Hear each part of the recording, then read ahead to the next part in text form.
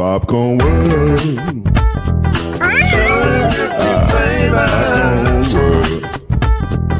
Popcorn World. Yeah.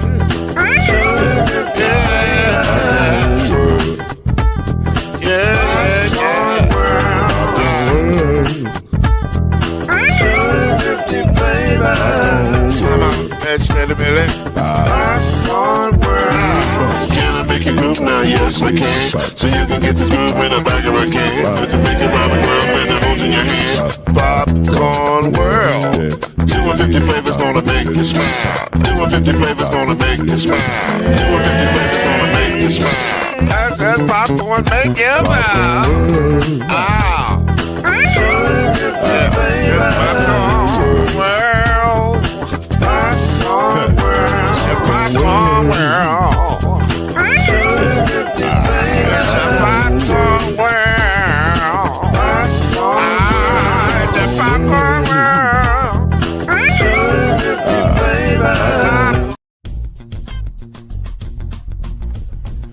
You're now listening to the Brothers of the Five.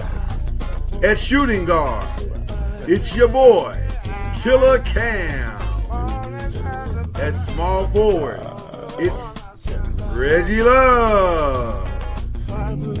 At point guard, C Major.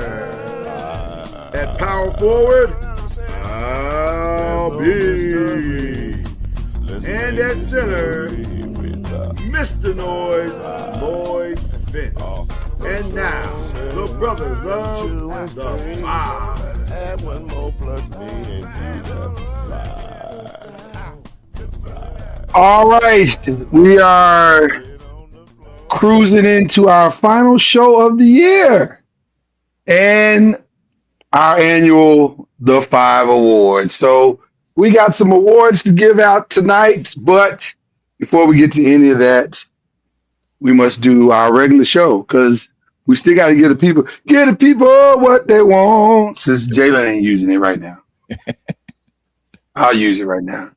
So that is C Major right there. He's the producer and high on sports love, mostly Warrior stuff, but definitely high for sure. I don't mean it like that, but on sports love, not high like. There you go. Sports love. He's a sports fanatic. Right. Yeah. So, and then of course it's your man, Mr. Noise, chilling. Glad to be here with you all tonight. Really am. Looking forward to a spirited conversation tonight of all things sports. C Major, how you feeling, baby? Feeling good, man. I am too. I'm feeling great, man. I got no complaints. Life is good, treating me good, ready for the holiday season. Ready for our little vacay here. This is our last show of the year. So looking forward to all of that. You know what I'm saying? All of that. So that's going to be fun. So what's up with that? I'm ready for New Year, man. New Year, I am. This New Year's been garbage. So well, this year's been interesting. I ain't going to say garbage for me. It's been interesting. There were definitely some garbage moments for me as well as I know they were for you. So, but as a whole, it was okay. It was okay. So, but I have high expectations for the next year. So I'll say it that way. Likewise. So, right. All right. With that being said, ladies and gentlemen, first of all, let's just go and get this out the way. Happy birthday to Killer Cam. Happy birthday, buddy. That has passed. But happy birthday to C Major. That's on deck. Yes. Tomorrow. So we are literally in the in-between of their birthdays. Sag brothers. Sag brothers to the core. So December, stand up. And then we won't be here, but happy birthday to Mama Noise. Her birthday's at the end of the month. I won't be here to tell her happy birthday. I got to do that now. So let me go and get that out the way right now. All right? Right. So now we got all the birthdays we need to go. And happy birthday, LeBron. You the same day as Mama Noise. That's the only reason I remember that. So there you go. I don't even know why I shouted you out, but whatever. Happy birthday. Okay. Once he turns 40, it's going to be very hard to get out of bed, LeBron. Well, I think it's already hard to for that brother to get out of bed. The brother took a whole week off in December. Lord have mercy. Okay. All right. let's get into the show, man. We got so much to talk about on tonight's show. I don't know if this is breaking news. I mean, it's news. Uh, the Heisman went to the right guy, Facts. despite what Ashton Genty thinks. It went to the right guy. And let me say this. I ain't even mad at him for being shady. He said I should have took home the award. And listen, in a normal year, 2,400 yards of rushing and 30 touchdowns would take the thing home. If Travis Hunter would have played one side of the field, you might have had a chance. If Travis was a receiver or just a cornerback, you win in a landslide. It's not even close, Ashton. I admit that. The problem is that he did both of those at the same time. Very well. And he did them at a very, very high level. He is arguably one of the greatest football players we've ever seen in college. I don't know if you can. And listen, I'm gonna stall Ashton out because I know he was feeling some type of way. He's like, "What I got to do? Play middle linebacker, and you would have won. You would have won for sure if you'd have played middle linebacker. But you didn't, or defensive edge. You could have maybe won in, but you got to play both sides. That was. Listen, I'm not mad at the vote. I'm not even mad that the vote was close. If I'm being honest with you, Chad. Yeah. I think it was a good thing that it was close because it showed that the voters respected what Ashton Genty did this season. And it was phenomenal what Ashton Genty did. It just wasn't playing both sides of the ball at a high level. Facts. So, first team All-American, Travis Hunter. They didn't even know what to put him. They just put him all purpose on the AP today. They were like, he did a lot of things, and he did them very, very well. He is the best player, and he's the AP player of the year, if I'm not mistaken. You can't really argue with a dude that played up 1,400 snaps, which is almost 500 more than anybody else played all season long. So I'm sorry. With no disrespect again to Ashton. By the way, shout out to Travis's suit game. The suit was fire. It was nice. He looked. They all look good. Nice. Yeah, Genty was nice too. Yeah. They all look good. But I had never seen Travis's suit with the little cross thing. That was kind of like, oh, Trav. Okay, that he just kicked in. Preview for draft day.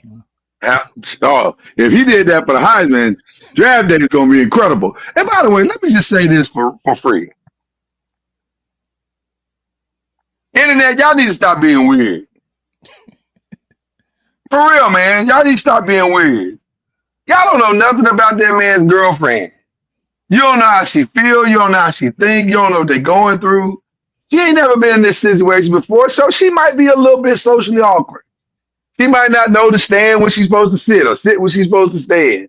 Whatever. Who cares? Let them be what they are, man. Let them grow together and stop trying to break them up. Well, she did an explanation on social media, so review that and see what you think. But I mean, she basically said things are not always what they seem. So they're not. They're never what they seem. Yeah. And we just need to. First of all, it ain't none of our business. Leave them people alone. They ain't got nothing to do with y'all.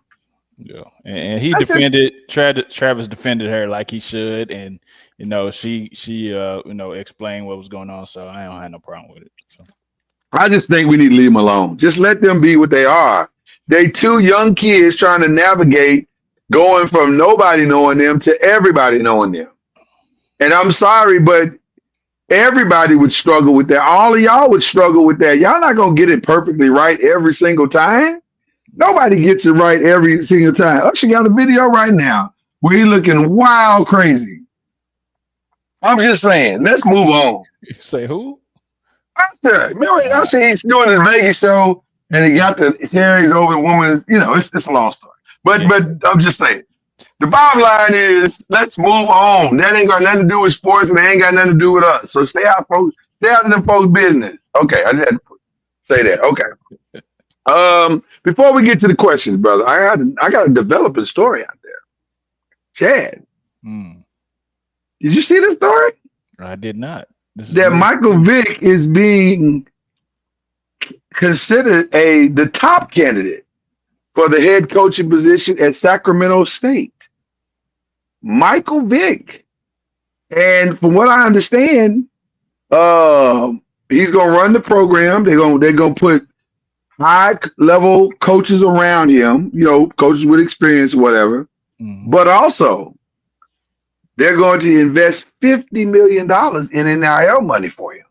God, Sacramento State got money like that? Apparently, Sacramento State is bold. God, duh. I was like, what? What did Sacramento State get DeLucci like that? DeLuciani. God. Yeah. So it's looking like he's the top candidate. Like he met with them. They've already, had a conversation.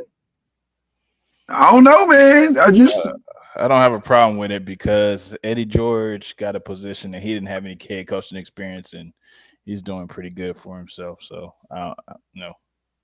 they know the game. They played the game at the highest level. They know the game. So, and like you said, they're gonna put football people around them. That's all you need. So, right. I think when you have a football mind, it matters. But this is giving off Steve Nash vibes for sure.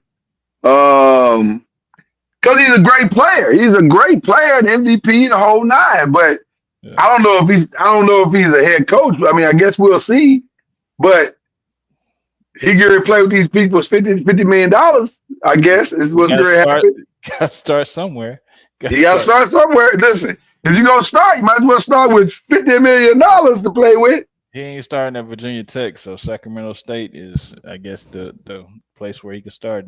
I think Sacramento State's a good starting point. This is I've never heard of Sacramento State being a football juggernaut. I never heard of Sacramento State ever. There you go. So let's start there. Now, if he puts them on the map, now let me say this also. There'll be some kids that want to play for Sacramento State. Let's be very clear. True. So, because they'll want to play for Michael Vick.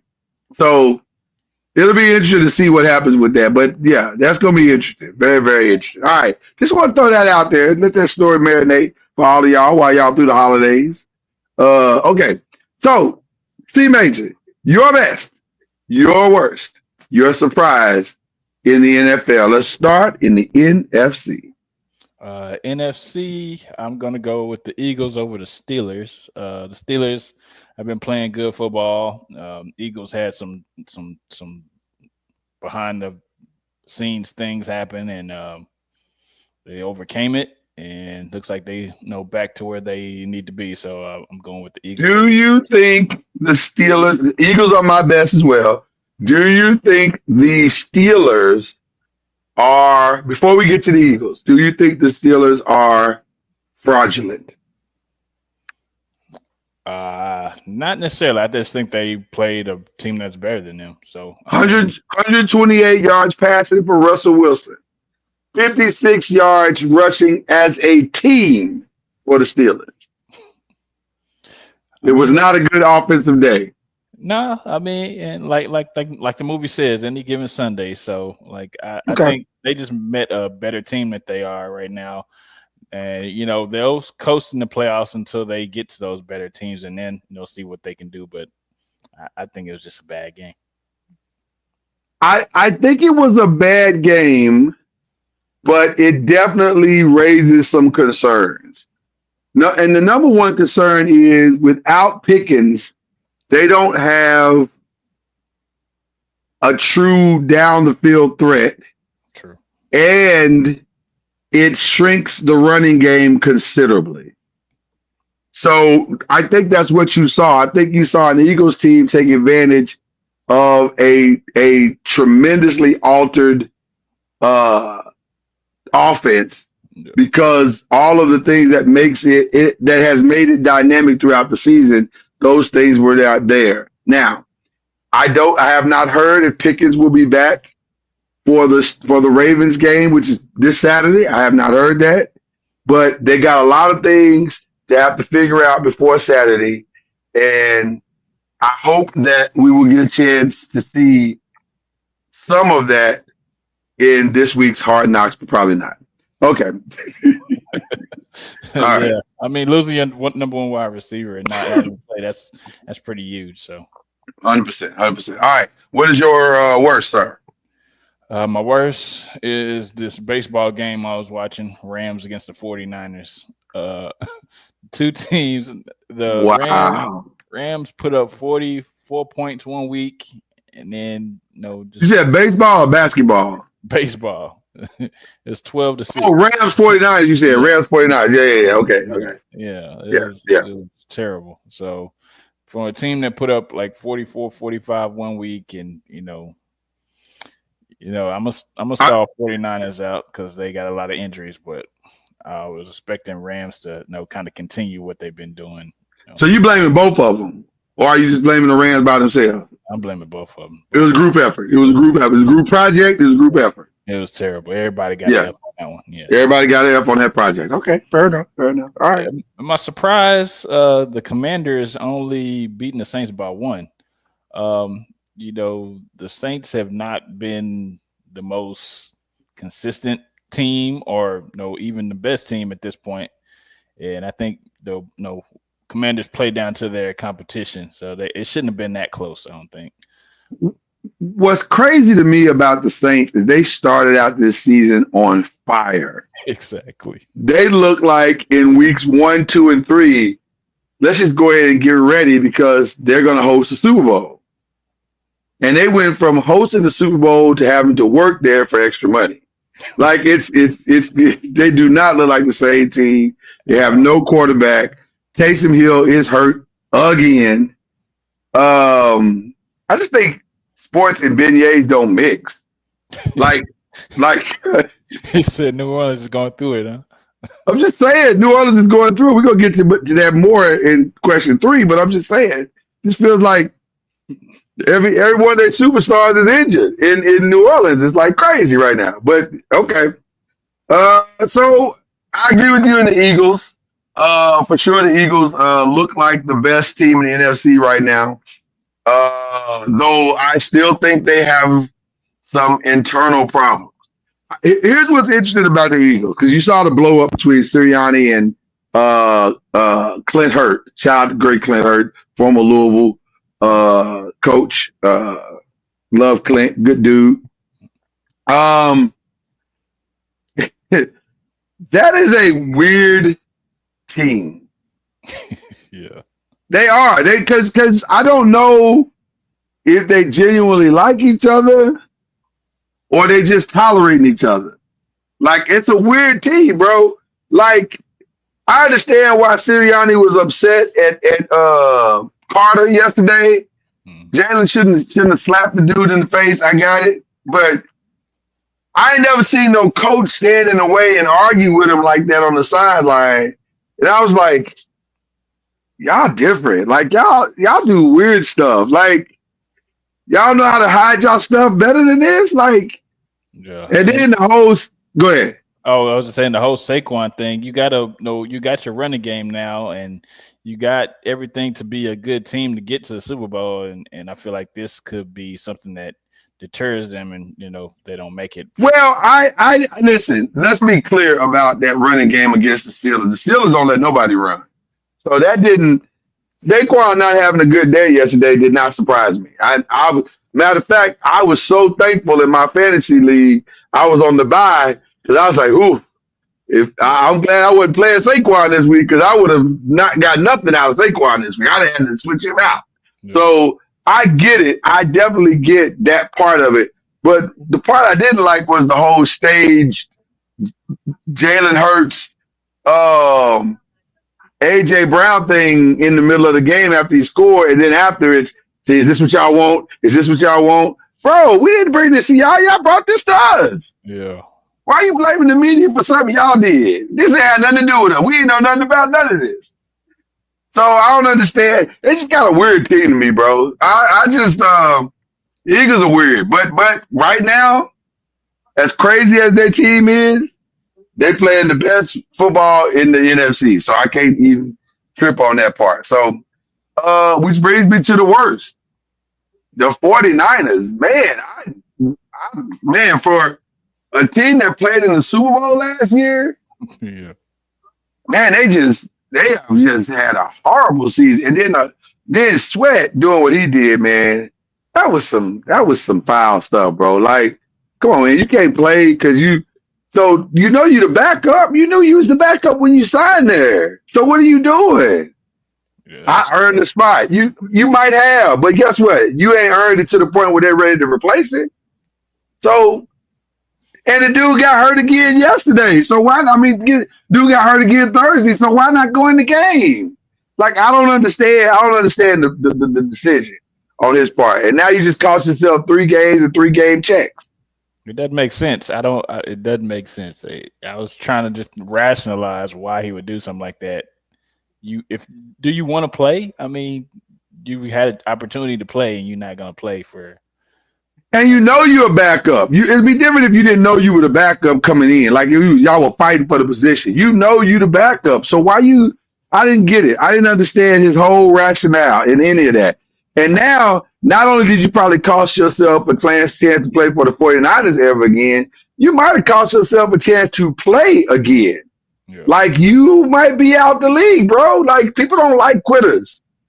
And you just pulled an Antonio Brown, minus the, getting butt naked on the field. Yeah. So I don't know. That just didn't seem like a smart move to me on his part. I felt like that was the epitome of a dumb decision. So that was definitely my worst. He was my worst for sure. And then my surprise is the Packers, bro. Listen, quietly and efficiently, Josh Jacobs is balling. Yeah. Jordan Love is fixing all of the little things. Romeo Dobbs is balling. The Packers are trending in the right direction, and don't sleep on them. And I didn't even know this until Monday, but you know where their 4 losses come from? Mm-mm. Two from the Lions, 1 from Minnesota, and 1 from the Eagles. And the Eagles and Minnesota loss was, I think, a combined of like 3 points. Oh wow! The only one team that scored double digits, and that was the Lions. Got them once by 10. So they clean up the little stuff, which it seems like they're doing. Bruh, don't sleep on the Packers. And listen, is there a tougher place in football to play than Seattle when the 12th man is going? Oh yeah, for sure. I'm just saying, going on the road don't seem like it's a problem for the Packers. Yeah. Well, we know that from last year. we know they can play, and they just continuing that path and that trend. So it's a young team that seems to be coming together at the right time, and I'm just saying, they might surprise, man. They look like a team that can contend. So I'm very, very interested in seeing what the Packers do going forward. So that was my surprise at NFC. So I'll start out the AFC. So my best and worst are interesting, and I don't know how you're gonna feel about it. My best is the Bills' offense, but my worst is the Bills' defense. I mean, and here's where I need people to hear what I'm saying. I'm shocked that I have not heard more people talking about this during this last week or these last yesterday or today and yesterday or yesterday and today. I'm sorry. Here's what the Bills have given up the last like 2 or 3 weeks. Yesterday they gave up 42 points to the Lions. Now I stalled you out. A couple of the touchdowns was late, but still. They gave up 42 points. And the Lions, had he not done that stupid onside kick with 12 minutes to go, maybe had a chance to win it. I still don't get that kick. I thought that was ridiculous. Yeah, that was crazy. But that's Dan Campbell, though. So I can't even really be mad at him because that's what he do. So, and sometimes it works and sometimes it don't. Yesterday, he looked real ridiculous. So, but still gave up 42. They gave up 42 to the Rams 2 weeks ago. Then they gave and had to score 44 to win. Then they gave up 27 to the Dolphins and had. I mean, sorry, they no, they gave up. Yeah, gave up 27 to the Dolphins. Had to score 30 to win that game. I'm just saying, there's an uncomfortable trend happening with the Bills right now. Yeah, their offense seems to be clicking on all cylinders. It looks like it looks really good. Shout out to Josh Allen, who right now, I know a lot of people are saying he is the clear cutting away MVP. I would say he got a sizable lead. He got a 2-touchdown lead right now. Yeah. Over Lamar and over Saquon. Now, there's still 3 weeks left of football. Anything can happen, but I would be shocked to see. I would be shocked if Josh didn't win it at this point. So Lamar balled out yesterday. He balled all the way out yesterday. So, but that's not saying much against the Giants. But still, just saying. But still, I would say he's in the league for sure. But the Bills got to do something about their defense, because when the lights get brighter, you can't be giving up those type of points to great teams, and you can't put it all on Josh. And some of them moments that he's wide open, those receivers are open, or he can make a play. I don't think those plays are gonna be there in the playoffs. And I'm gonna tell you something. The Bills, I may be the only one to say this, but I'm going to say it for the record. The Bills have me worried because I don't think those opportunities are there in playoff games like they are in regular season games. So I'm a little concerned about what's going to happen with the Bills going forward. But having said that, they're the best their offense is playing better than anybody in the league right now. And so you got to give them the credit that they deserve on that. And then finally, my surprise is the Dolphins. What has happened? Like, what we were told was, oh man, when Tua gets back from his concussion protocol, they'll be clicking on all cylinders. They are not clicking on any cylinder. I'm not even sure the car is working. How did Tyreek Hill go from damn near breaking a record last year with 2,000 yards, close to 2,000 yards, to now he can't get a yard? I mean, they look awful, man. And I don't think they look awful to me. The Dolphins look awful right now. And you know, Beckham mutually got released. I saw that. Where do you think he's headed? I think he's going to the Ravens. I mean, that would be an option, but I mean, he's got a lot of options at this point because you can go to Kansas City. Does he? Whoa. Yeah, you can go to Kansas City. You can go to, He's got a lot of options. You think he's got a lot of options? Well, he's got 3 or 4 options. Okay, I was going to say a lot is a lot. I mean, 3 or 4. Like, I don't think he got a lot. 3 or 4 is a lot. I mean, he ain't got a 10. But where you said Kansas City? So I don't know why Kansas City would do that, but they did cut Clyde Edwards-Helaire today, so maybe they're making room for another roster spot. Yeah, I mean, Kadarius Toney got cut where he was at, so he ain't going to Cleveland though. He ain't going to Cleveland. No, he's not going to Cleveland. He ain't going to Cleveland. I mean, could he go to a Super Bowl contender and make a difference right now? Like, I think he could go to the Ravens and make a difference. He can go to the Ravens. Yeah, that wouldn't be a bad place for him to go.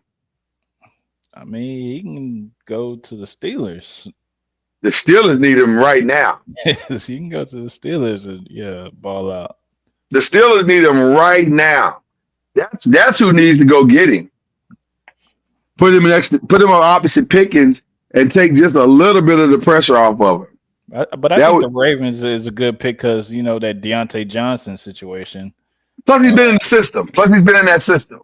Yeah. I mean, that would make sense. Him, Derrick Henry, that would make sense to me. That would make the most sense, yeah. But, yeah, that's interesting with Odell Beckham. Okay, so that's my best, worst, and surprise. What you doing in the AFC? My best was the Bills. They are putting up points, like you said, on offense, but I mean, they're doing what they need to do on defense. They're not losing the games. So I mean, that's all that matters. They're not losing yet. You're right. They're not losing yet, but I think they need to get more pressure on the quarterback. The pass rush, and I think they need a little bit more help that way. So I don't know who's out there to help them on that end, but I did the Bills. My worst was the Jaguars making the Jets look like a good team. Man, didn't they though? I was like, that was the Devontae Adams that they've been trying to get for the last 8-9 weeks. Now, let me say this from a fantasy perspective. Thank you, Jets. Because I needed that performance from Devontae. I definitely needed that performance. Selfishly. Hey, I may be able to hang on and win this game tonight. I don't know, but unless TJ Hawkinson goes smooth off, yeah, which he has not all season long. Now, we both know in fantasy, you ain't won it until you won it. Correct. So, but barring a major go off from TJ Hawkinson, I should win this game tonight. We shall see. I should win this game tonight. So there you go. My surprise is actually for the Tennessee Titans. What took you so long to replace Will Levis? Mason Rudolph has been a starter in this league. He started for the Steelers, and I think that would have been your obvious first choice. He can't play any worse. I mean, he can't, but I mean, Will Levis has been awful, bro. Yeah, so. And not enough people are talking about it either. Maybe because there were no expectations. It's the Titans. Nobody's really talking about the Titans. That's what I'm saying. There were no expectations anyway, so it's like he's an afterthought. But he has been awful. Yeah. Who's more interception prone, Will Levis or Jameis? I love Jameis so much. I love Jameis Winston so freaking much. His off the field speeches. I mean, Jameis probably because he get to play more, so probably he gets to play more. So he's gonna throw more interceptions. They've been tossing them. They've been tossing the interceptions out there, brother. All right. Man. So let's go to question 2. Listen, it's time, brother. This weekend, let's get ready for it. Starting Friday, the college football playoffs. They are underway. Friday, we kick it all off with Indiana going to Notre Dame, going to South Bend. It's the battle of Indiana. Indiana and Notre Dame will go at it. This is a great game on paper. Yeah. I don't know. And I think we're going to find out more about Indiana in this game than we found out about them in Ohio State. Because I think Notre Dame is a beatable team. Yeah, I think I think they're a beatable team. I don't know which way I'm going on this. I think and there's no advantage in this game for Notre Dame because Indiana fans gonna be at the game. Oh yeah. They're gonna pack that place out. Because this might be their one and only trip to the college football playoff. Where are they playing? Where's the site? Where are they playing? It's at Notre Dame. Oh, okay. And this is basically a home game. Because Bloomington and Indiana are right there together. Bloomington and South Bend right there together. Matter of fact, I'm just curious. I can honestly say I've never looked up this question. I'm going to ask my Google. How far is Bloomington, Indiana to Notre Dame or South Bend? Probably right. 3 hours and 18 minutes. Oh, okay. Well, that's a nice easy road trip, brother. yeah, it's like from Dallas to Houston. So yeah, it's an easy road trip. But so I feel like without Notre Dame's blunder at the first part of the season, they would be undefeated right now. I agree. And so I think they've been playing terribly better than what they've been playing, the first part of the season. So I think they'll be motivated to take down the Hoosiers. So I think. So you going with Notre Dame? Going Notre Dame. All right. I'm going with the first ever college football playoff upset. Give me Indiana in this one. You can mark that down, sir. Okay. These are not our official 5 picks, but these are our official college football playoff picks. So there you go. Gotcha. All right. Then on Saturday, we open up the I think we open up the day with Clemson and Texas. That's gonna be a good one. As I understand it, Quinn Ewers is playing, but I would have to believe that this is an all hands on deck game. And because Steve Sarkisian is from the Nick Saban school of win at all cost, you could see an Arch Manning sighting if Quinn does not come out and start the game off well. Oh, you're gonna see one very soon. It's gonna be soon. I think it's gonna be within the first quarter soon. So this comes down to, are Texas's 2 quarterbacks better than Clemson's 1? And my guess is yes. I've seen Cade play all season, and here's what's gonna happen. They're gonna come out, they're gonna score the first touchdown, they may even score another touchdown, and then you won't hear from them for about 35 minutes. Goodness gracious. That's what they've done all season long. We can't do that against Texas, though. And you can't do that against Texas. So that's why I'm saying give me Texas in this one. Yeah, my boss actually, he's a big Texas Longhorns fan, so he's going to the game. So we were talking about it today. So yeah. Shout out to your boss. Yeah, I'm going with Texas, man. I don't know. I mean, Dabo always going to have something under his sleeve, though. But I think Texas, like you said, if they can recognize that Ewers is not 100% early and put Arch in there, I think they'll be all right.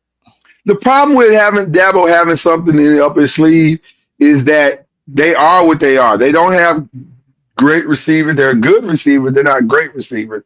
And Cade Klubnik is not a touch pass guy. He's my guy got to be wide open guy.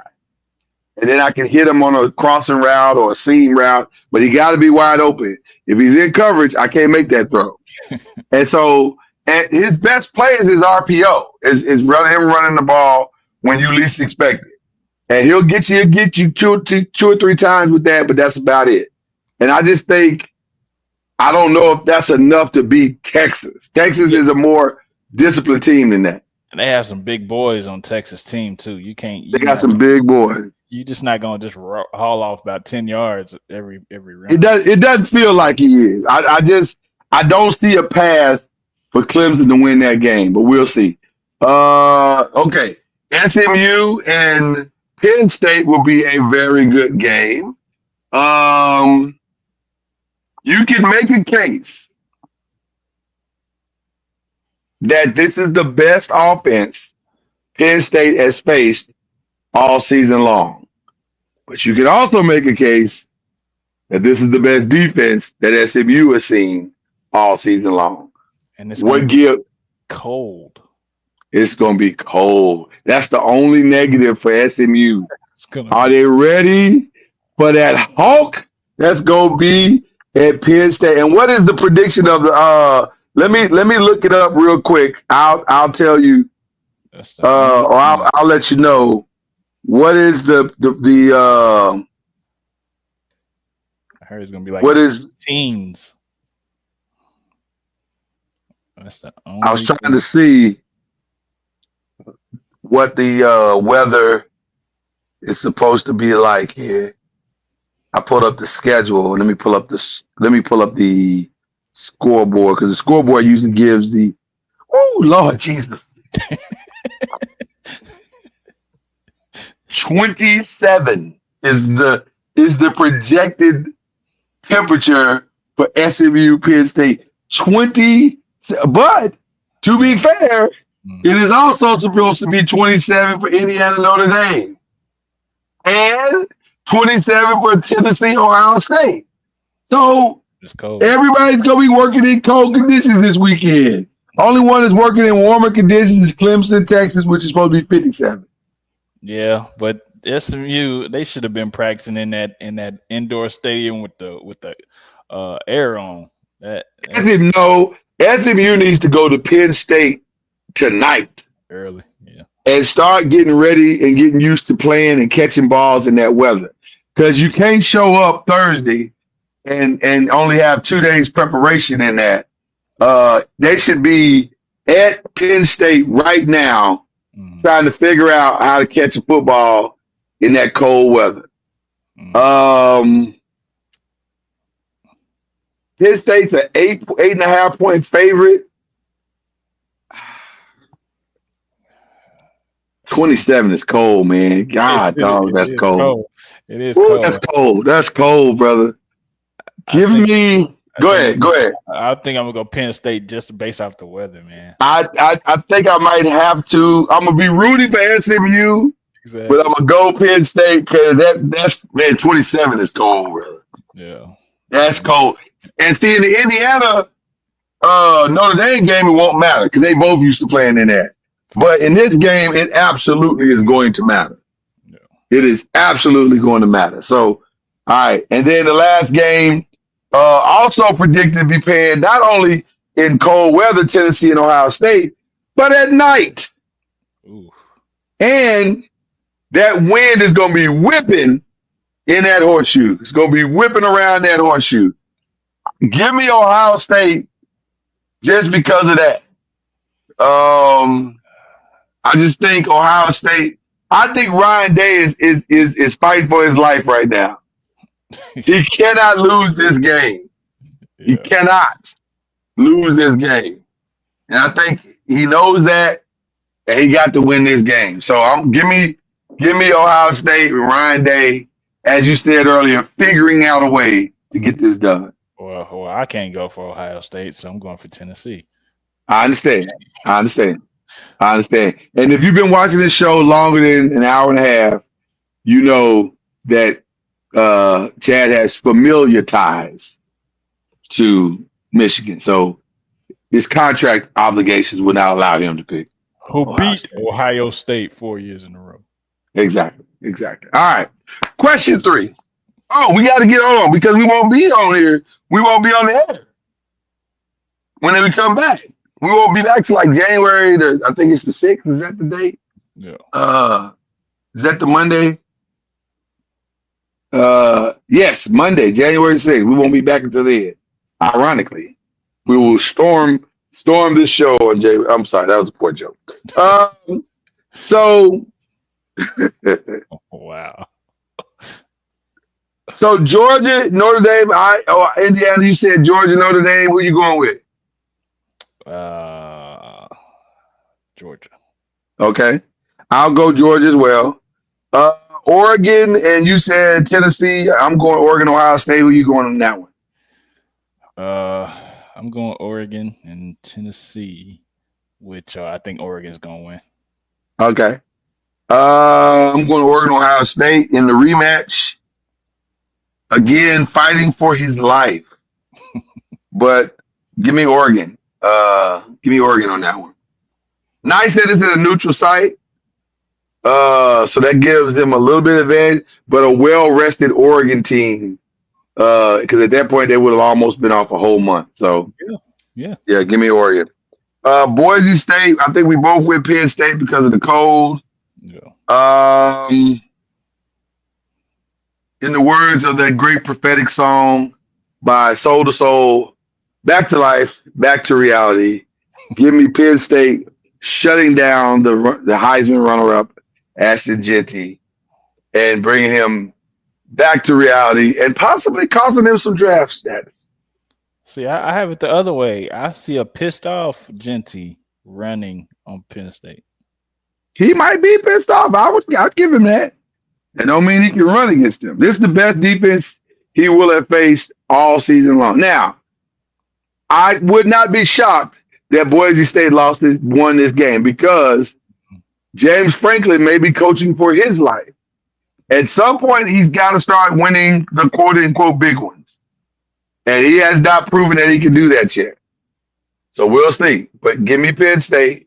Give me James Franklin in that one. And then the last one, Arizona State versus what we both believe to be Texas. And I gotta go with Texas. So I love Scatterbo a lot. He's an awesome running back. I just don't think that's enough.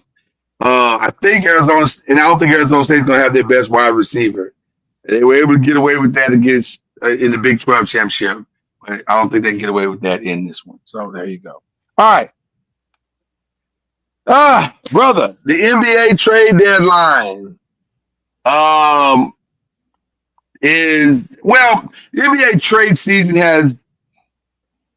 it has always been available, but Sunday, 95% of the league could be traded. So prior to Sunday, that was not true. So now we're going to see a lot of trades or potential trades. One has already gone down. The Golden State Warriors traded for Dennis Schroeder from the Brooklyn Nets. Your thoughts on that? Being a Warriors fan, your thoughts on that? I think it's good because he is having a good season, averaging 18 points a game. Coming off the bench and replacing a injured Melton. I think that was good because Melton was doing good and he got injured, so definitely replacing that production. So I see it as a win. And he's been a tough competitor against us. So with him, I think he's going to be a good addition. I think you had to do something. And by the way, I don't think the Warriors are done. I think they're going to go hunting for something else. But I think that's a really good start because you replace those points, you replace that defense. Dennis is a great on-ball defender, quiet as kept. He's a great on-ball defender, and it'll be interesting to see what him and Steph in that backcourt will be able to do. Now, I don't love them defensively now in the backcourt because they're little, but the other side of that is they're going to be a terror to guard on the offensive side. So catch-22 on that one. So it'll be interesting to see how that turns out. But now, before we get into our predictions of what predictions and must-dos, like who has to make a trade, that kind of thing, some interesting news broke by Mark Stein of The Athletic. I believe he's at The Athletic. And he said, and I'm paraphrasingly quoting him, the New Orleans Pelicans are open for business. And they are willing to trade anybody on the roster except for, I believe it was Trey Murphy and the two new kids. There's only 3 players, but everybody else, including Zion, including CJ, including Brandon, Alvarado, everybody else, we open to it. When you're 5-28 or 5-18 or whatever they are, they open. They are wide open. So as it should be. I say as they should be. As they should be. So I think everybody's going to call New Orleans. Their phone going to be ringing off the hook. Now, I want to start with you asking this question. What is the most valuable piece of that team to trade for? I have my thoughts. I'd like to hear yours. Are we looking for a starter or bench? I don't know. I'm saying, depending on the team, what is the most valuable piece to trade for? I mean, I think it's Alvarado because he gives you defense. Interesting. Okay. Gives you, points off the bench because, bench is it's a really important position. So I think he gives you energy. He gives you hustle. You won't have to lack on the hustle. So I think he, can definitely anchor your defense, and he's very defensive minded. So So again, go ahead. Well, I'm sorry. Go ahead. I was saying from what the other pieces I'm looking at, the Zions, because you can't really keep him on the court other than probably Brandon Ingram, but he has to be in the right system. And McCollum, you can't keep him on the court either. So again, I want to be clear about what was stated. Trey Murphy, Herb Jones, Evis Mixie are the only 3 untouchable players. Everybody else, they're open for business. So that's DeJounte Murray, that's CJ McCollum, that's Zion Williamson, that's Brandon Ingram, Javonte Green, Jordan Hawkins, Brandon Boston, all open for business. Daniel Theus, all open for business. But I like Alvarado too. I do think that's an interesting piece. Especially an energy guy off the bench. I like that. I'll say this. If I am the Lakers, I'll speak for my own squad. I go get DeJounte Murray.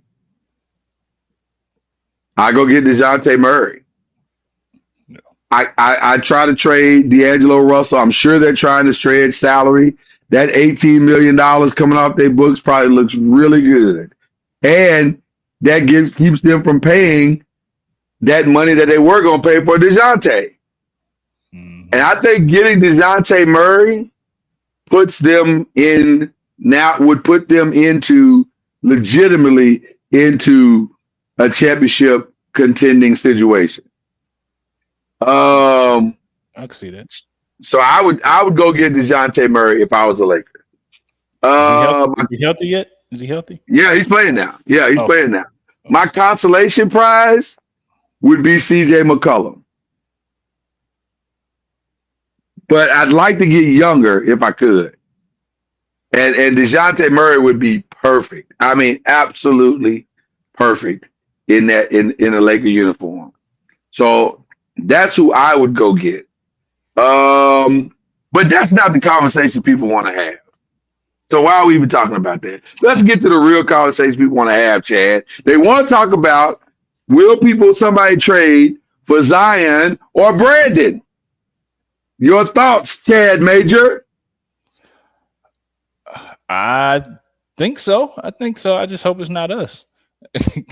But I think so.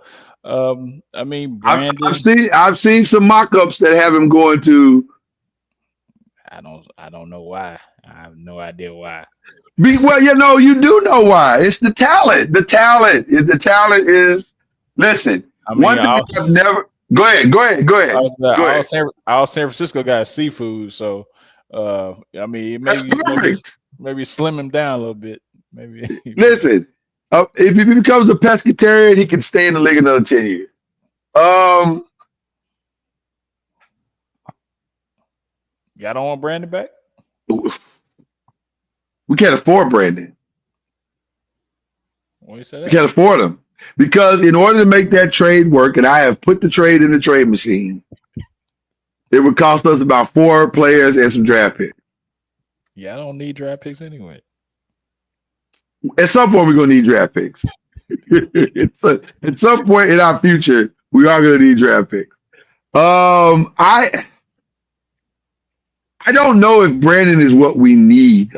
That's the problem. I'm more in love with DeJounte than I am with Brandon. I'd rather have DeJounte, if I'm being honest. So I'd like to see them make that trade more than Brandon. I, too, would love us to stay away from anything related to Zion Williamson. I don't even want us to drive by Zion Baptist Church. Like, I want us to stay as far away from Zion, or don't even listen to the song Zion on the Lauryn Hill album. I want us to stay as far away from Zion-related things as we possibly can. In the words of that prophetic group, Public Enemy, you can't trust it. You can't trust it. It's just not worth the headache. I don't know if I'm being honest, Chad, and shout out to New Orleans for putting it out there that they're open for business. But I don't think they're going to get back what they want for a Zion trade. And now we're going to find out how truly flexible they are in that regard. And here's the other part. And let's just go keep it, we always keep it real on this show, right? Yeah. Here's the other part of the Zion thing that sucks. That dude is making $36 million. That's crazy. If I trade for Zion, y'all got to eat some of that money. Got to. I'm not paying for all of that. Got to. I'm not paying for all of that. I'm not. So if y'all say we'll eat 50%, I might think about it. I think it's got to be like a 5-6 team deal, and I think he could go to like a Memphis with Ja. I think he'll somebody that he knows, and Memphis has phenomenal ribs. All over. But Ja gonna slap it out his hand though. The barbecue in Memphis is outstanding. I think Ja gonna keep him accountable though. You think Ja has that kind of self-discipline now? I think now Ja Morant. after being out the league for a bit, and I think he. If you told me Marcus Smart was going to slap it out of his hands, I might believe you. But they might box if that happens. I'm just saying, I would believe that Marcus Smart can get it out of his head more than I would Ja. I just don't. I'm not sure the risk is worth the reward. That's the problem with Ja.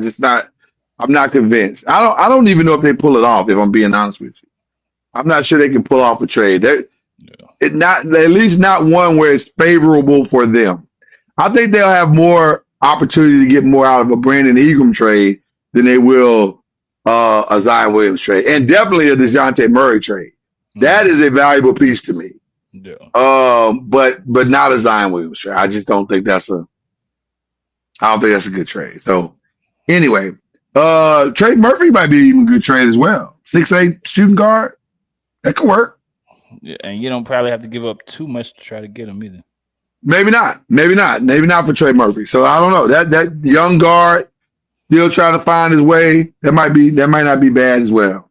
So, and the price is right. $5 million. What do you think about the Jimmy Butler thing? So that is also interesting. You guys have been linked to Jimmy, although it's early. Well, why you don't want? He don't stay on the court. Well, but that's because he has to do everything. Like with y'all, he wouldn't have to do everything, and you could buy him some minutes. I just So stay on the court regardless. I don't think so. You don't think so? I don't think he'll stay on the court regardless. I mean, it So would you be don't cool if he would stay on the court, Well, but I like Jimmy for the right price. I don't know if I want to max Jimmy out like he wants. I don't know if I like him as a Laker though. I mean, at some point, y'all gotta turn the keys over to Davis and somebody else. I mean, you're gonna. But that's why, which is one of the reasons why I like the DeJounte Murray situation, because I think the two of them together could be really interesting, and then add Connect into that as well. And if we can somehow, I just don't know if we can get out of this deal without sending Austin Reeves. That's the only problem. I mean, you gotta do what you gotta do. Right, you gotta do what you gotta do. I don't think we can. I'd like to keep. We're a stronger team if we can keep Austin Reeves, but if we can't, then we are what we are. You gotta find at that somebody point. with a skill set. Yeah, I agree. I agree.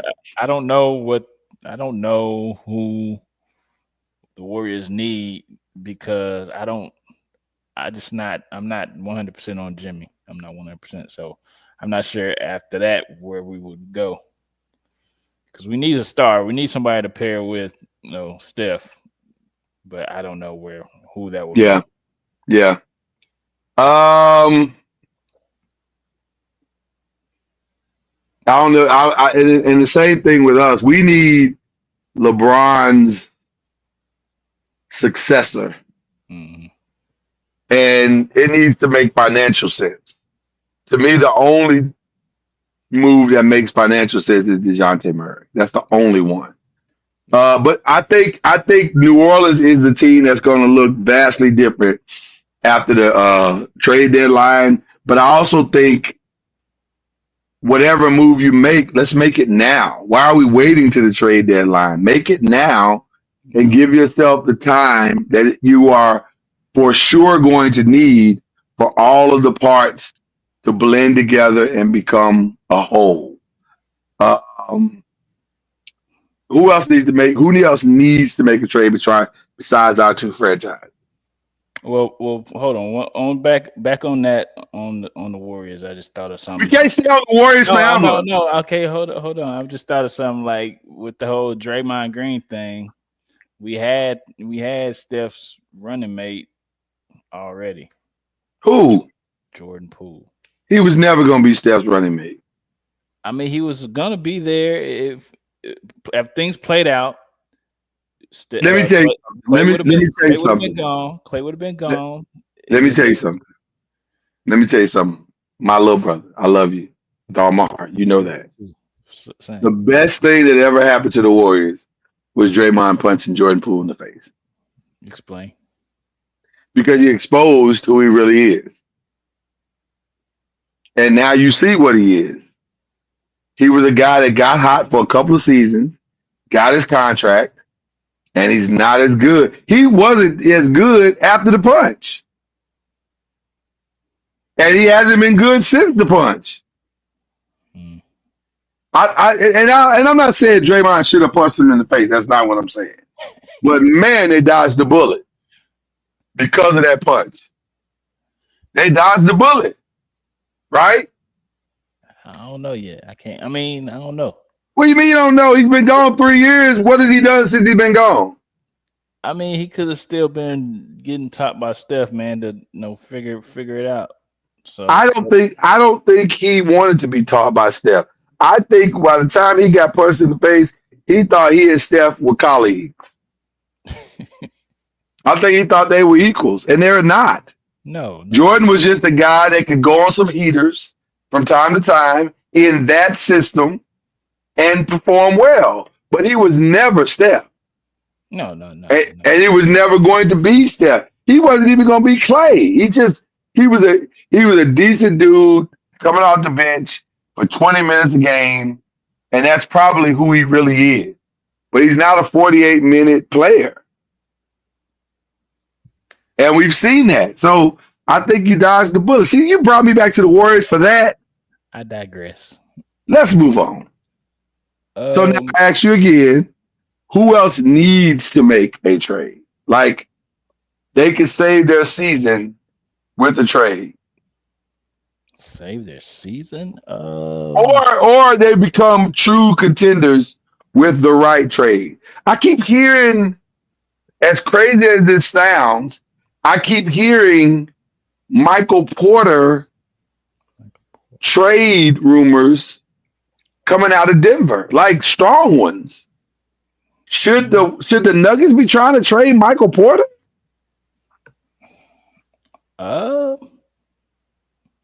Sure. We got a jersey for him. See, how do you keep always bringing it back to the Warriors? What is going on? I mean, he's what, 6'10"? That's a good size right there. Decent 3-point shooter. I mean, he'd be good on any team. I mean, well, let's be clear. He's not going to any team in the West. Mike Malone is too smart for that. Him and James Jones are too smart for that. He is not James Jones. Who's the guy? Who's their GM? Or is it James Jones? James Jones is with the Suns, right? Yeah. So whoever the GM, he ain't going to the West. There's no Western Conference team that he's gonna play on. But I keep hearing Miami Jimmy Butler conversations. Yeah, I'm saying, would you trade Porter for Jimmy Butler? I mean, that's interesting. Jimmy Butler and Jokic, that's interesting. It makes them a better defensive team. I don't know if it makes them a better offensive team. I don't know if I would trade Michael Porter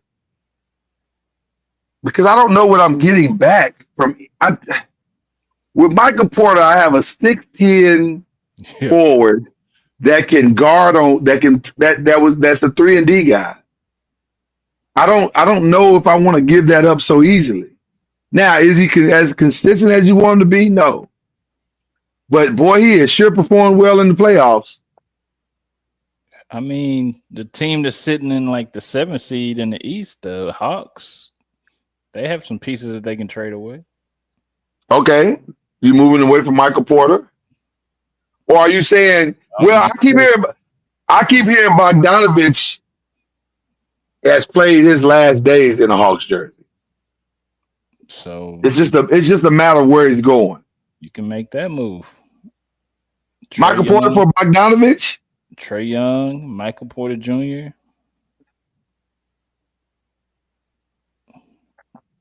They have young pieces in Atlanta that they can. Does Trae Young make you better? It may get you out of 7th spot to. So the question is for Denver, what are you trying to accomplish? Are you trying to get more offense, or are you trying to get? Because here's the reality. Okay, so here's the reality. If you're Denver, getting offensive firepower is not how you.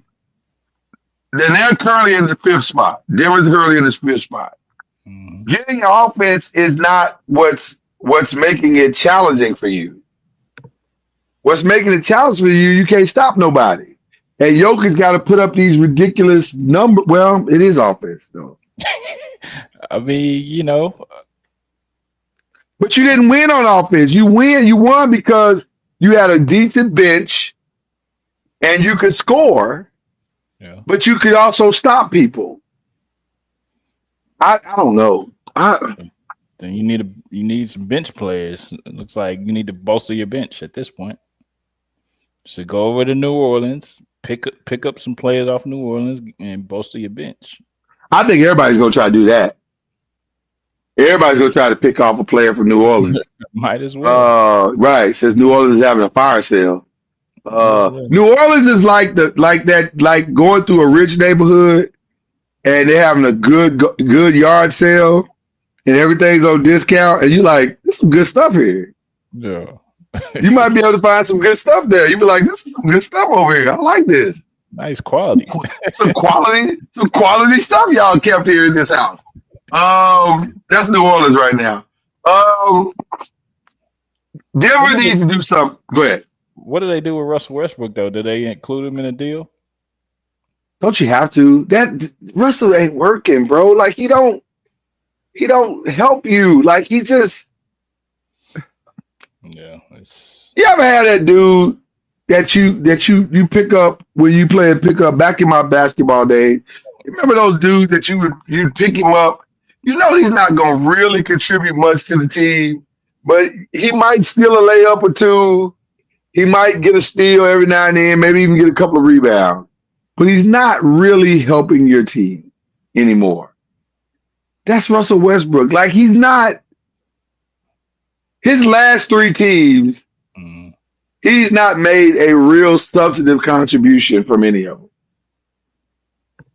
And so, and he makes the spacing of your team offensively incredibly difficult because he can't hit outside shots consistently. So now the defense is sagging off of him. He don't have that explosiveness that he used to have. Like he used to be able to dunk 10 times a game. Now it's like he might get to the basket maybe once a game. Yeah. He just ain't the same guy. There's no disrespect to Russell. Russell's a Hall of Famer. But he ain't Russell no more. He ain't that no more. Without that explosiveness, he's a liability. So you know what that means? Time's up. So it might be. It might be. But the player's always the last to know. True. So I might trade him to New Orleans and get something for him if I could. What about the Clippers? Don't they have to do something too? Before we get to the Clippers, can I pause for just a second? What the heck is wrong with Sacramento? I mean, nothing has really changed, has it? Nothing has really. Yeah, they got DeMar DeRozan. They on paper they should have gotten better. They didn't have to give up anything to get him. Thanks. They should be better, but for some reason, man, that thing is not working. I forgot they got DeRozan. Yeah, they got DeMar DeRozan. It is not working at all. Like they are literally 500. Mm-hmm. It's not working. It is not working. Is he on the table then? Because without him, you had a quality team. With him, you're in the 9th place. No, you're not. No, you're not. You're in 12th. 12th place. Yeah, 12th place. Yeah, yeah. So, I mean, get something for him, and then try to get your identity back. Looks like that. How much is he making? $23 million. That's actually not a bad contract. I would try to get something for him and get your identity back. That's a movable contract. What he's bringing to the team is not indicative of Sacramento Kings basketball. Is he the problem? That's the question. I mean, is he the problem? He's the only new addition to the squad, and they're not, I guess, adjusting to his game. He's averaging 22 points a game. Is that really a problem?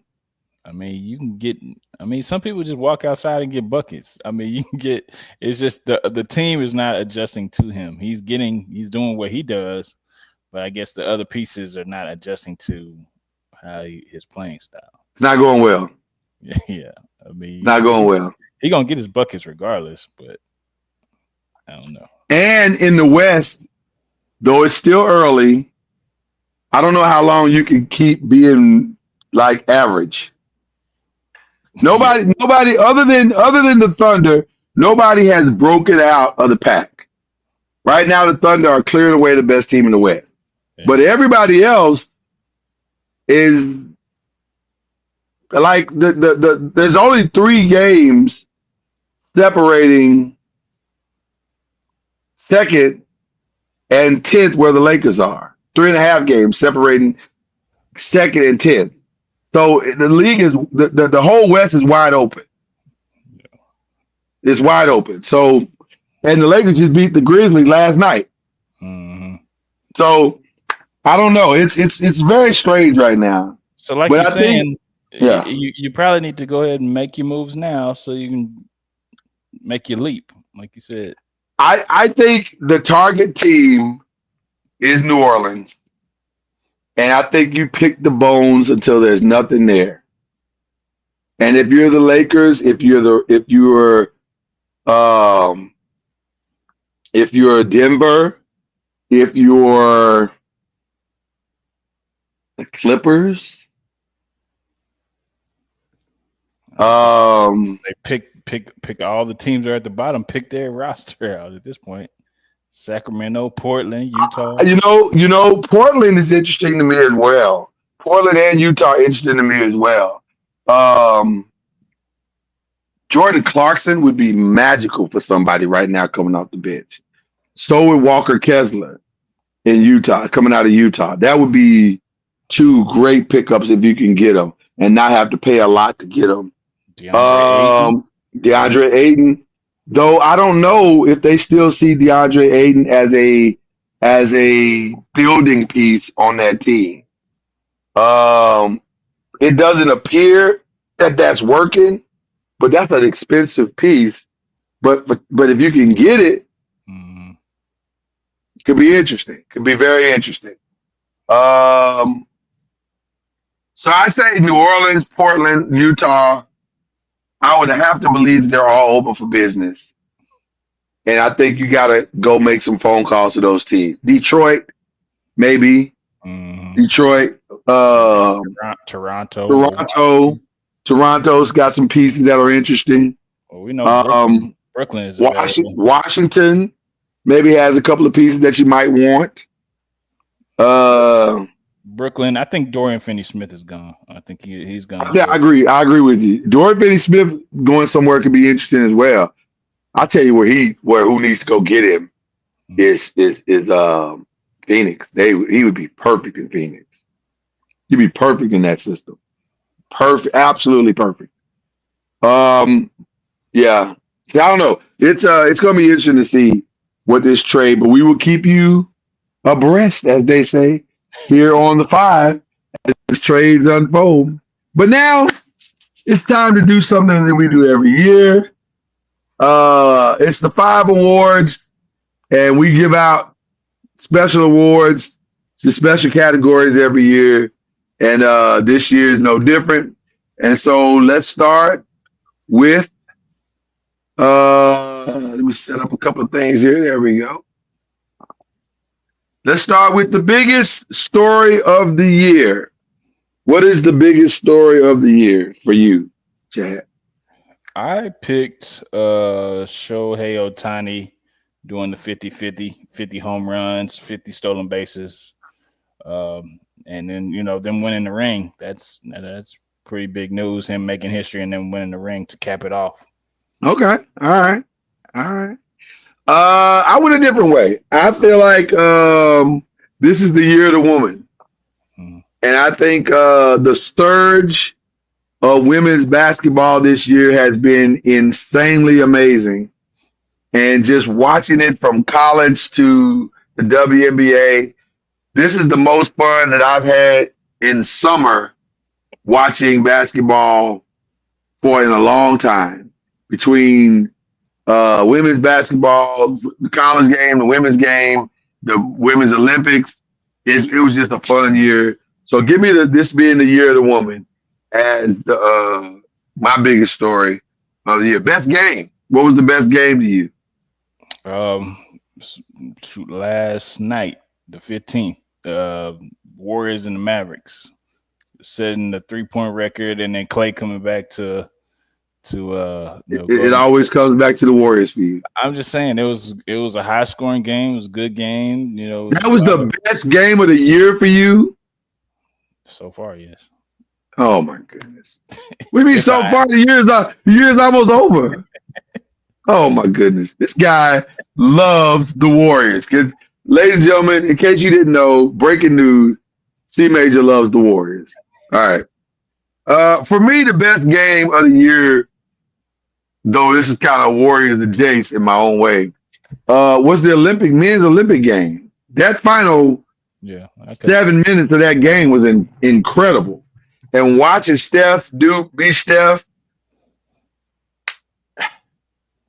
If LeBron is the GOAT, Steph is the GOAT that sleeps in the GOAT's cave. Like, it's just, I'm sorry, but Steph got to be in the GOAT conversation. GOAT adjacent. He's GOAT adjacent. My God, the man is incredible. Yeah. So that game was insane to me. That was the best game I think I watched all year long. Okay, biggest or best play of the year. My best play was Travis Hunter catching that sideways touchdown against North Dakota State. That was a nice catch. I thought about that one, and I almost went with that one, if I'm being honest. Yeah. But then I remembered I watched the man hurdle another man backwards. And though it pains me to say this, Saquon got my vote. That might be the player of the decade so far. Like, goodness gracious, that was insane. All right. Who was the best team of the year? South Carolina women's basketball. In this, my friend, we agree. And I'm not even sure it's close. It's not. They were dominant this year. Yeah, it's not. They were dominant. What was the best championship of the year? Let's see, best championship. What do I have now? Well, I'll go while you're looking. I said the New York Liberty. Okay. I gave it to the Liberty just because nobody in New York has done anything in quite some time. especially on the basketball side. So New York needed that pick me up. I give it to the Liberty. Yeah, and I picked the Celtics, even though it pains me to say. No, Even though the Aces were robbed, by the way. Let me just say that also. yeah, yeah. The Celtics. I said the Celtics. You know, Okay. the history, and you know, finally those guys getting over the hump after being there a couple of times and not finishing, and now finishing. So Boston Celtics. Yeah. Coach of the year. A lot of candidates here for me. Coach Cincinnati of Cincinnati, is it Cincinnati of Indiana? That's he's done an incredible job this season. If you want to give it to Andy Reid, I wouldn't be mad at that. I'm torn though, to be honest with you, because I look at what Deion Sanders had to overcome to do what he did this year. And he will finish with, after finishing with only 4 wins last year, he will finish with 9 wins this year, a Heisman Trophy winner, and either the first or second or the first and second picks in the draft. I just feel as though that's pretty incredible. And I don't know if anybody's done better than that. My honorable mention is the manager for the Dodgers. That was incredible what he did this season. But I think I'm gonna go with Deion. Okay, I went another way. Okay, I went with Gino Auriemma. no question. Got the all-time winningest coach. No, so I went that way. Nothing wrong with going with a GOAT, brother. Nothing wrong with going with a GOAT. And Deion was definitely up there too. So I definitely was thinking about that too. Yeah. Your overall male sports player of the year of all sports. A lot of candidates you could go with on this one. Jason or Tatum or Jaylen Brown. You could go with Patrick Mahomes. You could go with Travis Hunter. You can go with a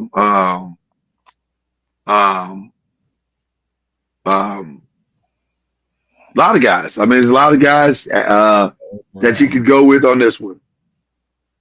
I went with Travis Hunter. I went with Travis as well. Because we've never seen a guy play both sides of the ball on every play of every game. Yeah. I'm sorry, Ashton Jitty. I know you're mad. You should have played. You should have asked your coach to play some linebacker. 141 snaps a game or something like that. I'm just saying. That's insane. Okay. All right. When your only comparison point is a guy that makes $700 million, like that's the only person you can compare Travis Hunter to is Shohei Ohtani. Other than that, there's no comparison. Yeah. All right. Female, to me, this one was easy. Very. I think you can only go one way, though I hate that she solely didn't bring women's sports to the forefront, women's basketball to the forefront. She did not do that by herself. Oh, I didn't go with the person that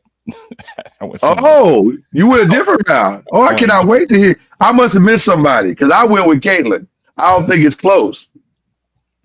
But you may have somebody else. I went with Simone Biles. Damn it, that's a good choice, too. I forgot that this was an Olympic year. I might need to change my vote. I mean, yours, she was impactful too. Caitlin was impactful. Let me say this. Yours is amazing. That was an amazing pick. Shout out to you for remembering that. And I should have remembered it too. I just don't know if Simone went through the same scrutiny that Caitlin went. And not the same. And then to flip the whole script around here at the end of the year and be like, oh, and by the way, support Black women. I mean, like she looked into her fan base's face and gave them a black fist. Was like, pow. Yeah. I got to give it to Caitlin. Bro. That's the only reason I did it because she went through hell and high water. They beat her tail all through the season, gave her the greatest rookie hating I think I've ever seen in the season. And then she, at the end of the season, was like, Black Power. I was like, okay, you got my vote, Caitlin. You got my vote. So there you go. But Simone. But was Caitlin pressured to say that? Was Caitlin on the clock? Well, listen, whether she was or whether she wasn't, she said it in Time Magazine. After being named Times Player of the Year. I'm just saying. Whether she was or whether she wasn't. Yeah. Shout out to her for saying it. And standing on the quote. I'm listen. That means if you were pressured to say it and you said it, that makes you even smarter. Because that's what you should have said at the beginning of the season. That's all anybody ever wanted you to say. Yeah. Now you gotta live by it. Yeah. Gotta live by it.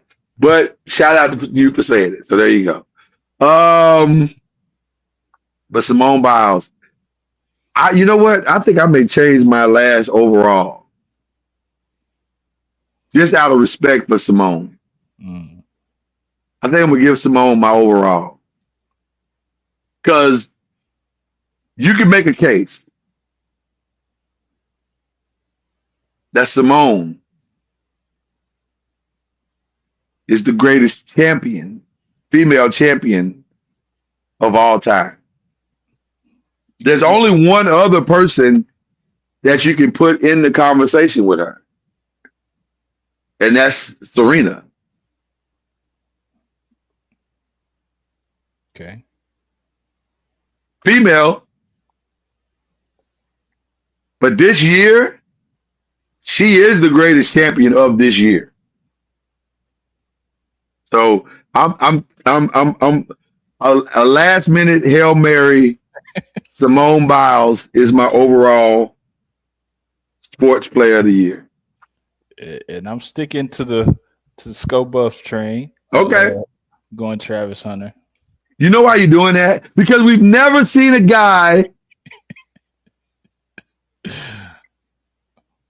Sorry, Ashton Genty. I'm sorry, but just telling you what the real is, brother. Okay. Yeah. Yes. All right. I'm just trying to help the brother out because he seemed like he was very despondent over that. And I'm gonna need you to ask Charlie on Thursday about his experience with behind the scenes stuff. 100%. Absolutely gonna get into that discussion. And by the way, on Thursday, make sure you tune in because we're giving out the Believe in the ACC Awards. So you should check that out. It's gonna be good. So there you go. All right. Our final for 2024 games of the week, picks. Chad, how did we do last week? Some did better than others. I was 4 out of 5. He was 3 out of 5. So you said that like you really killed me. Like you got one pick I'm just saying. more than I got. Like it wasn't like a dominant thing. It was just okay. All right. So the totals right now is I'm 21 out of 30, 16 out of 30, and Cam is 20 out of 25. All right. Sounds good. All right. Well, our 5 picks this week are the NBA Cup is tomorrow night. I don't know how good this game is going to be, but it is the game that we have. The Thunder versus the Bucks. It's interesting. Could this be a changing of the guards tomorrow night? Where the Thunder, the young guns, take down the old heads. Your thoughts? The old heads. Well, I heard today that the Bucks are right now the oldest team in the league. Oh wow! Top to bottom. I wonder who they have the average oldest team in the league. Well, it's got to be the Lakers. Like Bobby Portis makes them the oldest. He doesn't help. And then Damian Lillard's in his 30s. Yeah, they're old, man. In his 30s. Yeah, so you know. Well, I'm going with the young guns, the Thunder. Looks like you say the Thunder. Shai Gilgeous-Alexander is playing unbelievable, and I think they can get the old dudes. Okay, all right.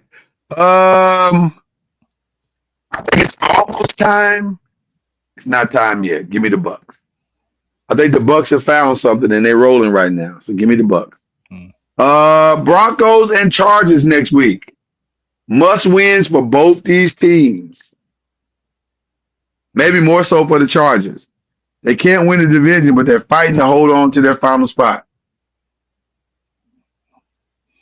My thing is, can Khalil Mack and those boys get to Bo Nix? You know what's interesting about the Broncos? Bo Nix has just been okay, but their defense has been really good.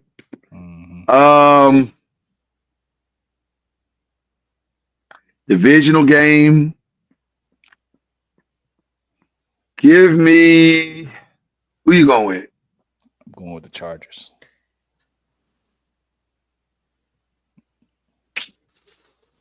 And it's in LA. But that's not really a home field advantage for them. Like, everybody plays well in the Chargers Stadium. Give me the Broncos on that one. I hate that because I really don't want Sean Payton to win. But give me the Broncos. He might not. I don't want him to win, but give me Broncos. Steelers Ravens. This is it. I think the Ravens don't like what happened to them in that last game. I think they come out angry. I think they come out violent. And I think they take all of their frustrations out on the Steelers. And I know Tomlin has been the Lamar crusher, but there's no way TJ Watt is going to be 100% in that game. And if TJ Watt is not 100% in that game, I don't think they can beat him. I just don't think they can beat him. So give me the Ravens in that one. I'm going with the Steelers because I don't think they'll lose twice. They lost back-to-back weeks, you mean? Yeah, back-to-back weeks.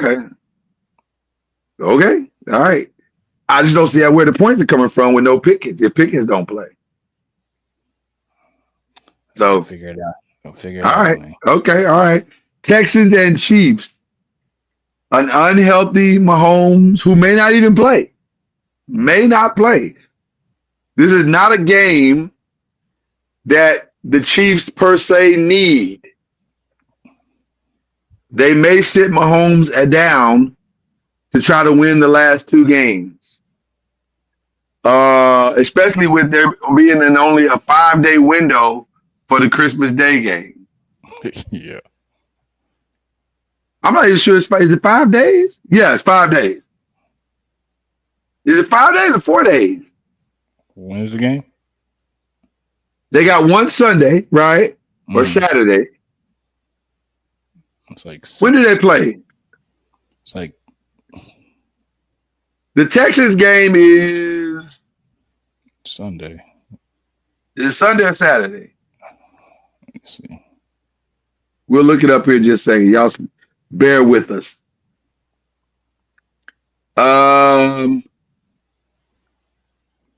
Texas Chiefs is Saturday. That's what I thought. Okay. So they got to play on the 21st, and then they turn around and play again on the 25th. Goodness. They need that Steelers game far more than they need that Texas game. I'm saying he doesn't play Saturday, but he does play on Christmas Day. Oh yeah, he got to play on Christmas Day. That's the marketing draw. So yeah, that's the marketing draw. Yeah. So I'm saying they lose. Give me the Texans because Patrick Mahomes does not play. Likewise. All right. And then our final game is Eagles Commanders. This one is for the division. This was for all the marbles. This was in Washington. The Commanders have not played a great top to bottom game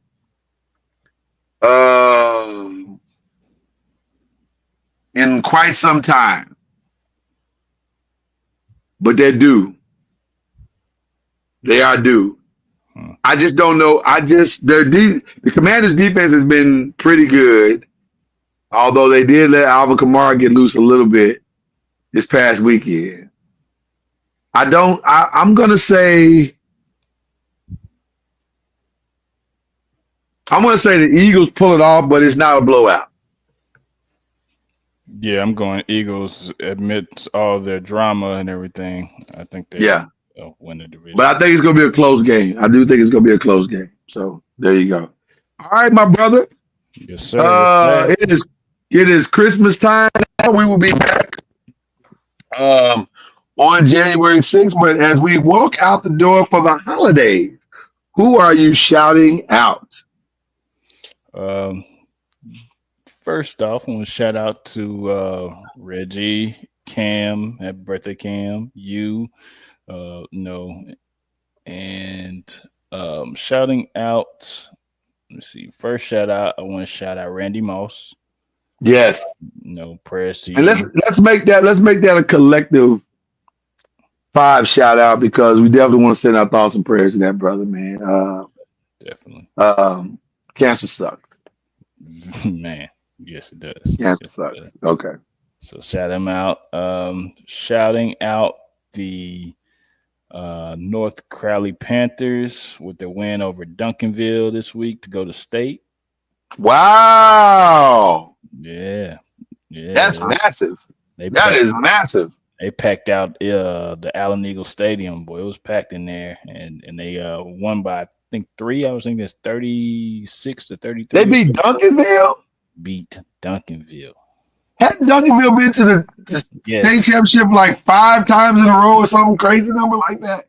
Yes. Wow, that's massive. That is a listen, for those of you who are not from Texas, you don't understand. That is a massive upset.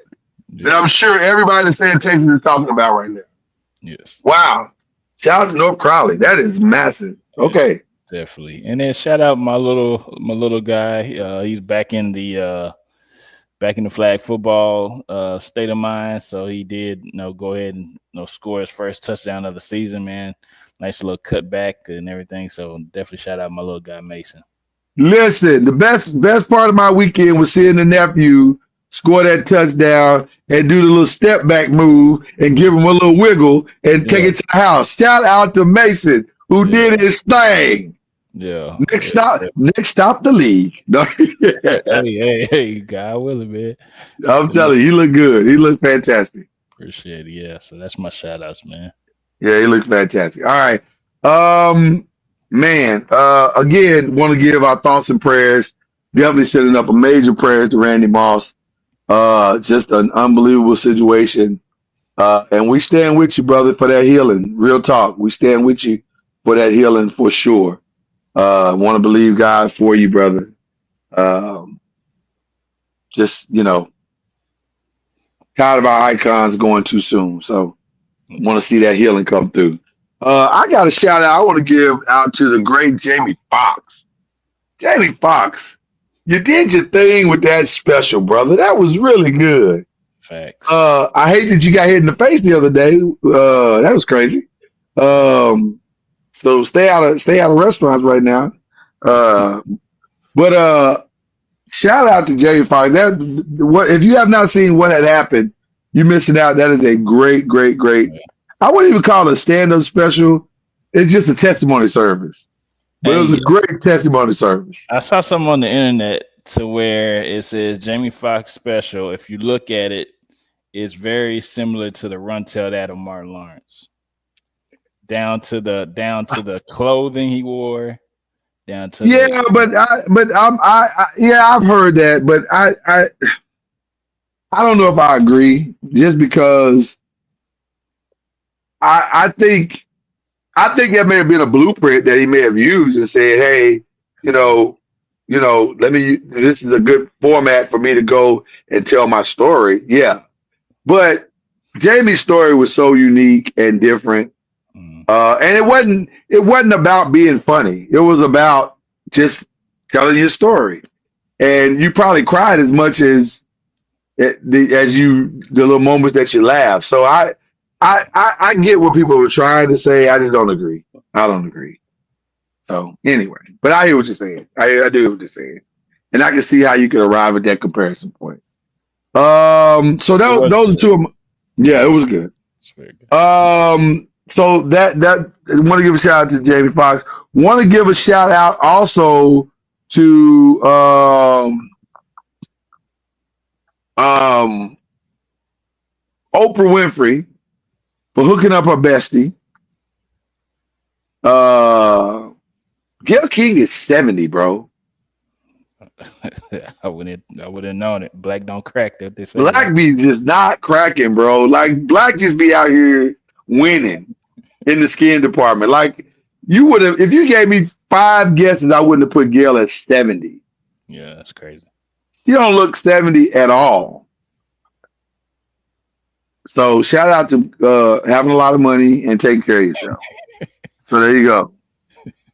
But a shout out to the bestie for hooking up also with the surprise birthday party. And let me see, is that it? Oh, shout out to you. Shout out to the fellas for a great year with the 5. We're through our challenges, but we still here. And we looking forward to a big year next year for sure. Listen, we love you guys. Five Nation, we appreciate y'all. Rewatch Game, we appreciate y'all. Getting a lot of love on LinkedIn. LinkedIn is showing us a lot of love. So shout out to LinkedIn. Appreciate y'all. And we're going to do it all again on January 6th. We'll see y'all in 2025. All right. Chad, amazing as always, brother. Appreciate you. Love you. Likewise. Love you too. See Killer Cam, Reggie Love, and more announcements coming in 2025. Until then, this is the Five Nation, y'all. We out of here. Peace.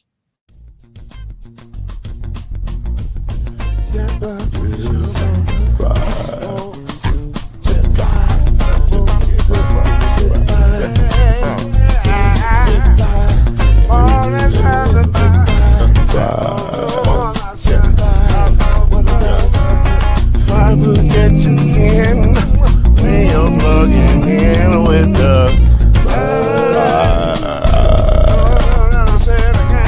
there's no mystery. Let's make history with the 5. The strongest. 2 and 3. Add 1 more plus me.